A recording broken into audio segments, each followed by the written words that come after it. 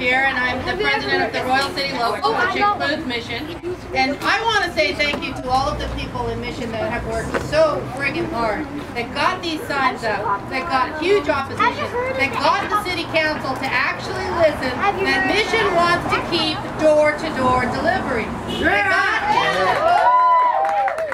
to actually admit we don't friggin' care, we're going ahead anyway, which makes it very clear that the next step for Mission is to make sure that they vote in a government that is actually going to listen to the citizens and what their needs are and what the goal is for public post office and other public public services, right? So Mission did a fabulous job, and I think it's one of the reasons that the bus is here today. And I think hats off to all of you that have been working tirelessly and sometimes maybe even not knowing what kind of attention that you have. But nationwide, people have been paying attention to the work that you've been doing here in Mission. And good job. Like seriously, good job. Thank you for everybody that put in there.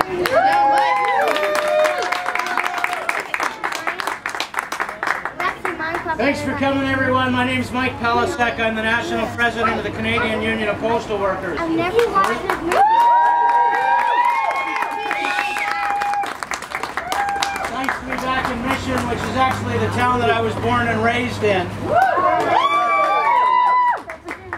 We started this tour about 5 or 6 weeks ago in St. John's, Newfoundland. We've been driving across the country to raise awareness about the cuts at Canada Post and make sure that every voter in this country knows exactly who is to blame for these cuts. And that's Stephen Harper and the Conservative government. That's right. That's right. Last year Canada Post made a profit of $200 million.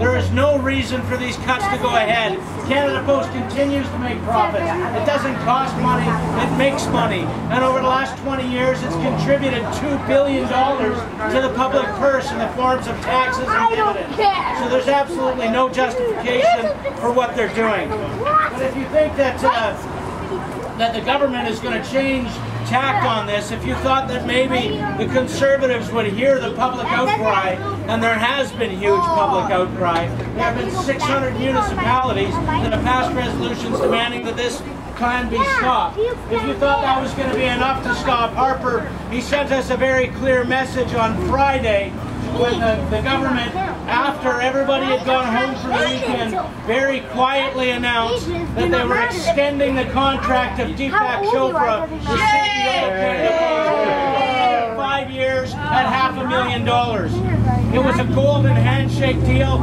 because we all know that this guy's going to be fired on October 20th. Now they won't tell us how much severance we're going to have to pay. They won't tell us how much this golden handshake was actually worth. But somewhere in the neighborhood of a couple $1 million we're going to have to spend just to get rid of this guy. And that's shameful. It shouldn't have happened. This is exactly the kind of thing that the Conservatives and Stephen Harper used to rail against when they're in opposition. Now here we're seeing the same dirty tricks. Liberal corruption, Conservative corruption, back and forth, one to the other. It's time to make a change in this country. We're going to do it on October 19th. So, I think most people here know the issues. I don't have to give a big long speech. I'd rather finish it up with a song. If you can maybe gather around, because we don't have a sound system, I'm going to play a song that I wrote. And this song is dedicated to the Right Honourable Prime Minister. Here we go, little kids here. I don't think it's the rodeo song. Everybody here? Yep. Gonna drive you out of office. Live perish. Well, things won't be so bad for you after all. It's damn sure better than you deserve, and it's the best we're gonna get. But we're gonna have a party when you fall. Stephen Harper couldn't be sharper. He's Canada's political strongman. Appoints criminals to cabinet and crooks to the Senate. Worst economic growth since R.B. Bennett. Your one sore excuse for a leader of this land. Scientists muzzle, tar sands guzzle, for wealth and health of the people and the land. Justin Bieber in overall stories, making robocalls. Mike Duffy tells all, no one wants to take the call. What'll it take to put one of these crooks on the stand? Woo! Election rigging and writing rejigging. If you can't win by the rules, you can always change them.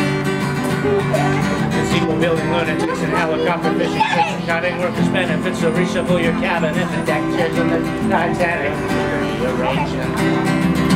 Omnibus budget bills full of poison pills. Hey, whoever said there's no such thing as a free lunch? Insincerely auditing charities, no prosperity, only austerity. You all belong in prison, a whole bunch. Final trophy, try to kill the postie. But you should know CUPW will never die. Gone too far and now it's war. We'll take this message door to door. This land will be idle no more. We'll throw your ass right out the door. Adios, so long.